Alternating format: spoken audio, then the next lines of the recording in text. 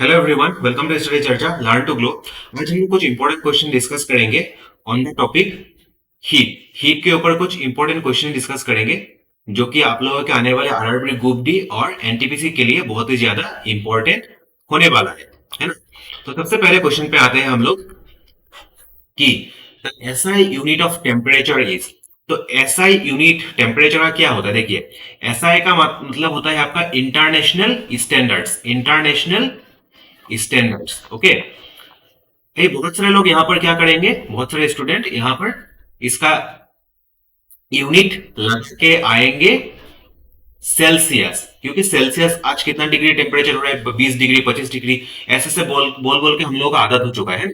लेकिन ये गलत आंसर है, ठीक है। फेरेनहाइट भी नहीं है, गैलीलियो भी नहीं है। इसका करेक्ट आंसर है ऐसा यूनिट का, वो होता है आपका kelvin. Kelvin is the correct answer. और ये क्वेश्चन आया था आपका Bihar public service exam assistant accounts officer का 2016 में। अभी आता है next question. The absolute zero on Celsius scale is. Absolute zero होता है आपका कितना? इसका करेक्ट आंसर है आपका -273.15 डिग्री सेल्सियस। कोई भी टेम्परेचर अगर नीचे गिरता जाए, टेम्परेचर तापमात्रा नीचे गिरते जाए, तो ये इससे नीचे नहीं गिर सकता है। इससे नीचे टेम्परेचर नहीं गिर सकता है। -273.15 डिग्री सेल्सियस से नीचे टेम्परेचर नहीं पहुंच सकता है। अभी एक बात देखिए, यहां पर एक टर्म आया है एब्सोल्यूट। एब्सोल्यूट मतलब जो कि एकदम परफेक्ट हो। इस यूनिवर्स में दो चीज एग्जिस्ट नहीं करता है। एक हो गया आपका क्या? आइडियल। आइडियल। और दूसरा चीज है आपका क्या? एब्सोल्यूट। ये दोनों ही चीज आपका यूनिवर्स में एग्जिस्ट नहीं करता है। हाँ, आइडियल के एकदम करीब पहुंच सकते हैं, एकदम नियर, एकदम आसपास पहुंच सकते हैं। एब्सोल्यूट के भी बहुत आसपास पहुंच सकते हैं। लेकिन लेकिन हम लोग आइडियल चीज इस कभी भी अचीव नहीं कर पाते हैं, और एब्सोल्यूट एब्सोल्यूट चीज भी कभी हम लोग अचीव नहीं कर पाते हैं। नहीं तो मानिए, समझ लीजिए ऐसे बात कि जो कार हो, किसी भी चीज का इंजन हो, इंजन कभी भी आपका 100% इफिशियंसी से काम नहीं करता है। अगर मैक्सिमम से मैक्सिमम होगा वो 90% इफिशियंसी से काम करेगा, या फिर 95% मैक्सिमम बोल रहा हूं मैं, ठीक है। लेकिन ये 100% इफिशियंसी से कोई भी मशीन काम नहीं करता है। तो इसका मतलब ये जो 100% यहां पर हो गया, ये क्या हो गया? एक आइडियल कंडीशन। आइडियल कंडीशन जो कि अचीवेबल नहीं हो पाता है। हाँ, इसके आसपास पहुंच सकते हैं, लेकिन आइडियल हम लोग अचीव नहीं कर पाते, ठीक है। तो absolute zero on Celsius scale क्या होता है? -273.15 डिग्री सेल्सियस। नेक्स्ट क्वेश्चन पे आते हैं। Who invented centigrade scale?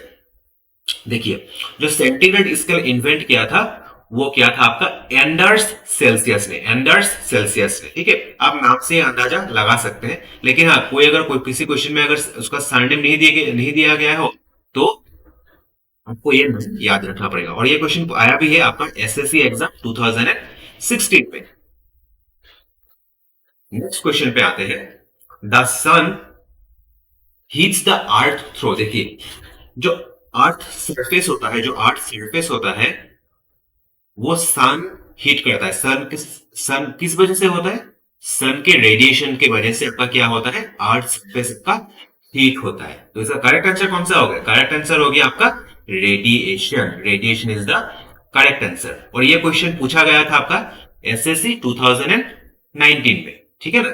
अभी आप लोग सोच रहे होंगे कि ये कॉन्वेंशन, कंडक्शन, फिजन। फिजन तो देखिए, हाँ, फिजन मतलब क्या होता है? एक बड़ा मोलिक्यूल होता है। जैसे कि फिजन होता है आपका जो न्यूक्लियर बॉम्ब वगैरह में, ठीक है ना, और न्यूक्लियर थर्मल पावर प्लांट, उन सब में आपका फ्यूजन एनर्जी का यूज किया जाता है, जिसमें कि दो बड़ा एक हाइड्रो मतलब हीलियम एटम को तोड़कर हाइड्रोजन बनता है। ये प्रोसेस होता है आपका फ्यूजन।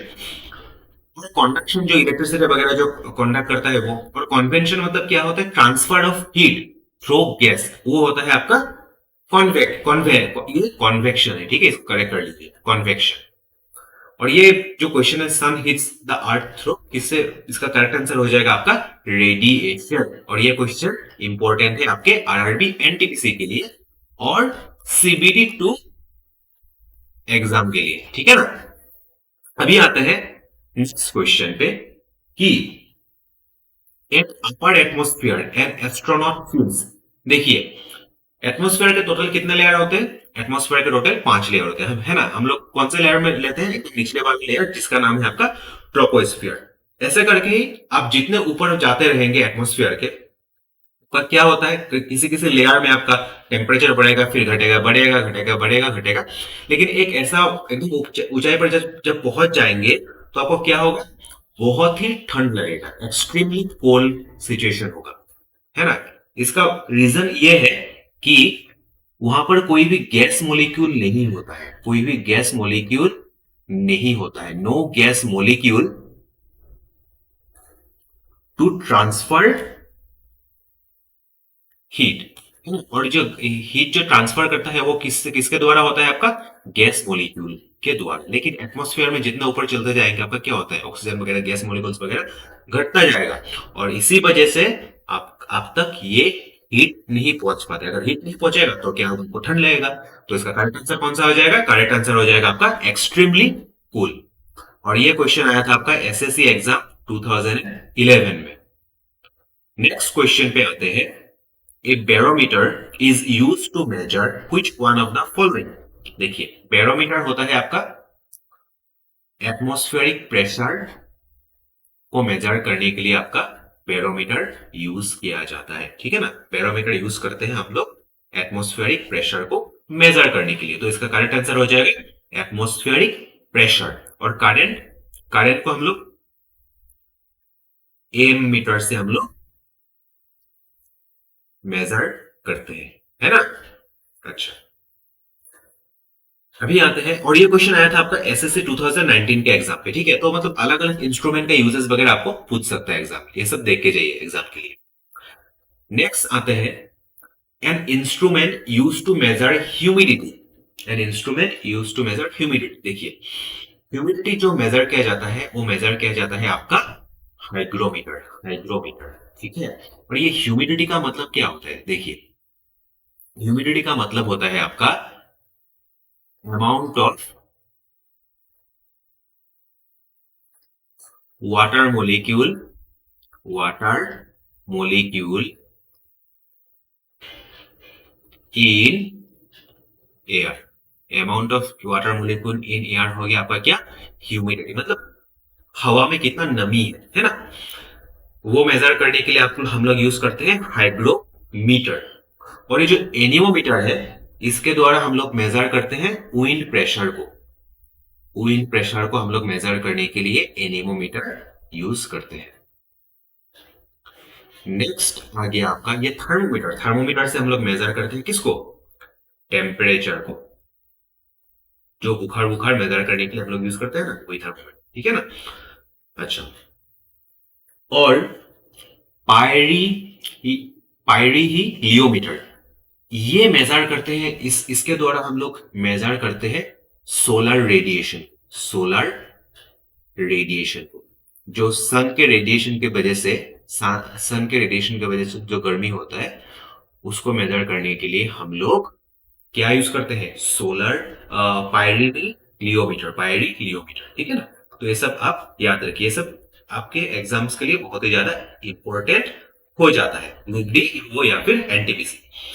नेक्स्ट क्वेश्चन पे आते हैं।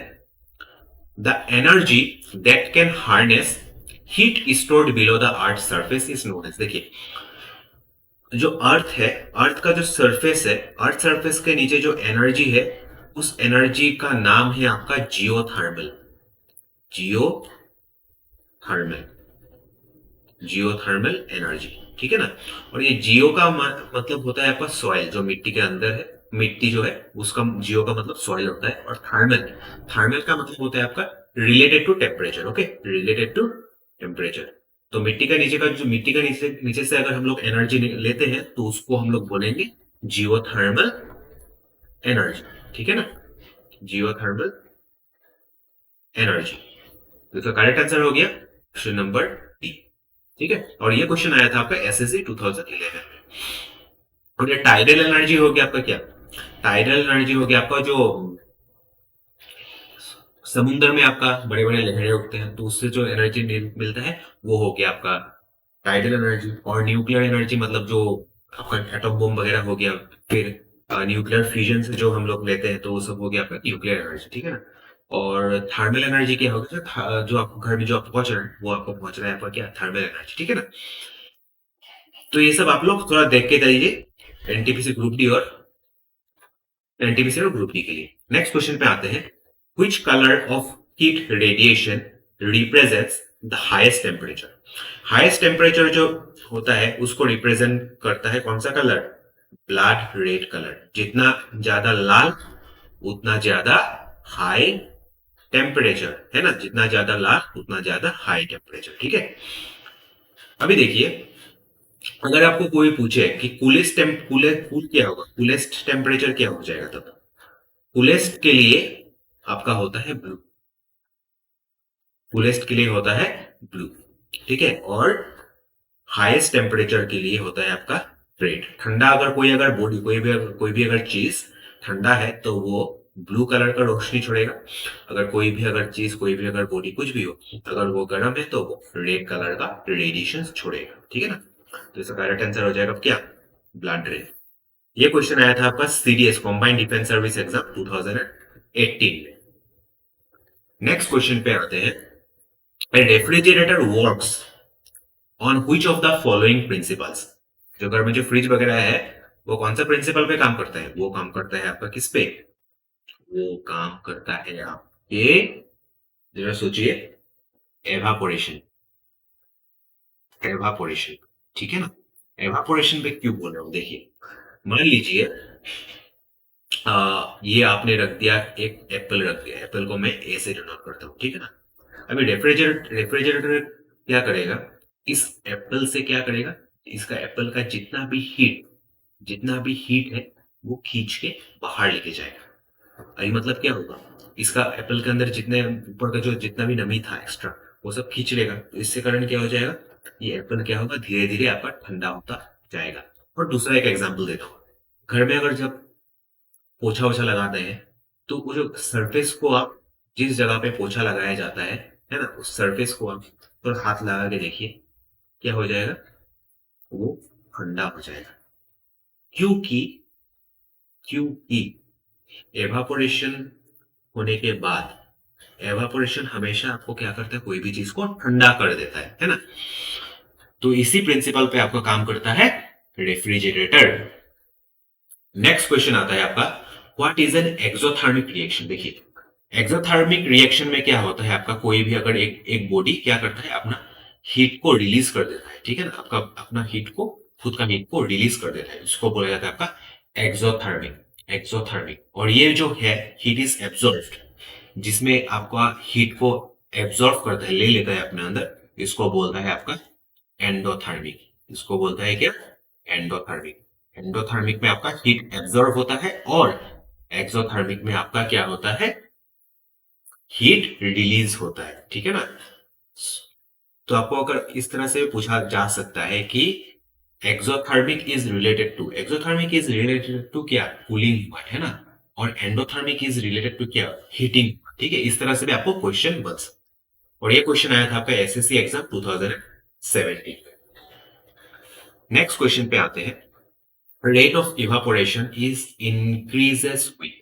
देखिए, इसका सही आंसर हो जाएगा आपका क्या, an increase of surface area. देखिए, घर में अगर कोई कपड़ा उपड़ा हो, कपड़ा उपड़ा धोने के बाद क्या करते हैं वो लोग, बाहर सूखने के लिए रख देते हैं ना, तो ऐसे करके फैला के रख देते हैं सूखने के लिए। इसका मतलब क्या, आप इस कपड़े को फोल्ड करके छोटा करके भी तो रख सकते हैं ना सूखने के लिए, लेकिन हम लोग ऐसा नहीं करते। हम लोग क्या करते हैं, इसको फैला के रखते हैं। क्योंकि इसका सरफेस एरिया जितना बढ़ेगा, सरफेस एरिया जितना बढ़ेगा उतना ही क्या होगा आपका, उतना ही आपका रेट ऑफ इवापोरेशन, उतना ही जल्दी ये कपड़ा सूख जाएगा, है ना। और ये क्वेश्चन आया था आपका क्या, CDS exam, combined defence service exam 2019। Next question पे आते हैं, देखिए, ये हो जाएगा आपका क्वेश्चन नंबर 19, ही ये क्वेश्चन नंबर 13, और ये हो जाएगा आपका क्वेश्चन नंबर 14, और ये हो जाएगा आपका क्वेश्चन नंबर 15, ठीक है। अभी नेक्स्ट क्वेश्चन है आपका, dash expansion makes the Eiffel tower taller during summer. देखिए इसका करेक्ट आंसर हो जाएगा आपका क्या, ग्रेविटेशनल का कोई फर्क नहीं है, केमिकल का भी नहीं, थर्मल का, रेडियन का भी नहीं, इसका करेक्ट आंसर हो जाएगा क्या, थर्मल। ठीक है, थर्मल एक्सपेंशन के वजह से, मतलब जो टेम्परेचर के एक्सपेंशन के वजह से, टेम्परेचर की वजह से क्या होता है, ये आईफिल टावर जो है वो क्या होता है, थोड़ा बहुत आपका फैल जाता है। ये चीज आपका रेलवे ट्रैक्स, आप लोग तो, अगर आप लोगों को नौकरी मिलेगा तो आप लोग रेलवे में नौकरी करेंगे ना, तो ये चीज होता है आपका रेलवे ट्रैक के साथ भी, रेलवे ट्रैक के साथ भी गर्मी के टाइम में क्या होता है, ये रेलवे ट्रैक आपका फैल जाता है थोड़ा, क्योंकि थर्मल एक्सपांशन होता है धूप की वजह से, है ना। तो यही चीज आपका सेम आईफेल टावर के साथ भी होता है। तो ये अगर क्वेश्चन पूछे इसके, तो आईफेल टावर के जगह आपको रेलवे ट्रैक भी दे सकता है, ठीक है ना। तो इसका करेक्ट आंसर कौन सा बताएंगे, थर्मल एक्सपांशन की वजह से। ठीक है, नेक्स्ट आता है, during summer water kept in an earthen pot becomes cool because of the phenomenon of. देखिए वाटर जो कूल होता है, जो ठंडा होता है, जो वो मटकी वगैरह में जो ऐसे ऐसे करके रखा जाता है ना, मटकी वगैरह में वो रखा जाता है, क्योंकि इसका इसका सरफेस एरिया थोड़ा बड़ा होता है ना, जहाँ अगर बोतल में रखेंगे बोतल से ज्यादा तो इसका सरफेस एरिया है, तो जितना ज्यादा बड़ा सरफेस एरिया होगा उतना जल्दी क्या होगा, एवापोरेट होगा, और जितना जल्दी एवापोरेट होगा उतना जल्दी क्या होगा, पानी ठंडा होगा। तो इसी वजह से गर्मियों का टाइम में ये ऐसे मटकियों में आपका क्या रखा जाता है, पानी रखा जाता है। ठीक है ना, तो इसका करेक्ट आंसर हो जाएगा क्या, एवापोरेशन। ठीक है, और ये क्वेश्चन आया था आपका एसएससी एग्जाम 2017 में। नेक्स्ट क्वेश्चन पे आते हैं, device which is used to measure very high temperature। देखिए जो एकदम हाई टेम्परेचर होता है वो मेजर करने के लिए थर्मोमीटर कितना 100 डिग्री, उस तरह का टेम्परेचर मेजर कर लेता है। वॉलोमीटर नहीं, कैलोरीमीटर, कैलोरी मेजर करने के लिए। इसका करेक्ट आंसर हो जाएगा क्या, पायरोमीटर। ठीक है, पायरोमीटर, थर्मोमीटर का भी एक लिमिट है ना। नेक्स्ट क्वेश्चन आता है आपका, ये हो जाएगा आपका 16 नंबर क्वेश्चन, इसको करेक्ट कर लीजिए। The normal temperature of human body, जो ह्यूमन बॉडी का जो नॉर्मल टेम्परेचर होता है वो कितना होता है, 104 डिग्री फ़ारेनहाइट नहीं, 39 डिग्री फ़ारेनहाइट, 40 डिग्री सेल्सियस नहीं, नॉर्मल टेम्परेचर कितना होता है, नॉर्मल टेम्परेचर होता है आपका 37 डिग्री। और ये वाला क्वेश्चन जो है ना, ये बहुत ही इंपॉर्टेंट है, ये स्टैटिक जीके के पार्ट में भी बहुत इंपॉर्टेंट क्वेश्चन। ठीक है, ये थोड़ा ध्यान रखिए। नेक्स्ट आता है आपका, 1 joule is approximately equal to, ये जो 1 जूल है, ये जो 1 जूल है वो किसके समान होता है, वो होता है आपका 4.2 कैलोरी के समान, 4.2 कैलोरी के समान। ठीक है ना, ये ध्यान रखिए, माने 4.2 कैलोरी। ठीक है ना, हम लोग बोलते हैं ना, मतलब अगर बोलते हैं ना, अगर कोई आप लोगों ने एक्सरसाइज वगैरह किया है ना, फिजिकल एक्सरसाइज वगैरह कुछ किया, तो फिजिकल एक्सरसाइज के बाद बोलते हैं ना कि हम लोग आज आज हम लोगों ने 500 कैलोरी बर्न किया, 600 कैलोरी बर्न किया, है ना। तो इसका मतलब क्या होता है, इसका मतलब यही होता है कि आपने कुछ काम, कैसे काम किया। ये जो जूल है, यहाँ पर जूल जो लिखा हुआ है, वो जूल क्या होता है, जूल आपका होता है क्या, ये होता है आपका वर्क डन का यूनिट, वर्क डन का यूनिट। और जितना आप काम करेंगे, है ना, काम मतलब बैठ के, कोई बैठने वाला काम नहीं है, कोई मतलब अपनी जगह से उठेंगे, दौड़ेंगे, भागेंगे, कुछ भी करेंगे, है ना, जिसमें आपका एक जगह से दूसरी जगह आप जा रहे हैं, तो ऐसा वाला काम में, वॉकिंग में, है ना, रनिंग में, स्विमिंग में, डांसिंग में, ठीक है ना। तो इन सब में क्या होता है, आप कुछ काम करते हैं तो उसके वजह से क्या होता है, आपका कैलोरीज बर्न होता है ना। 1 जूल का मतलब क्या हो गया, 4.2 कैलोरी। तो आज के लिए बस इतना ही। लोग जितना हो सके स्टडी चर्चा चैनल को लाइक कीजिए, है ना, स्टडी चर्चा को लाइक कीजिए, शेयर कीजिए, और सबको बोलिए इसको देखते रहने के लिए, है ना, और बेल बटन को आप लोग क्लिक करें। Thank you everyone.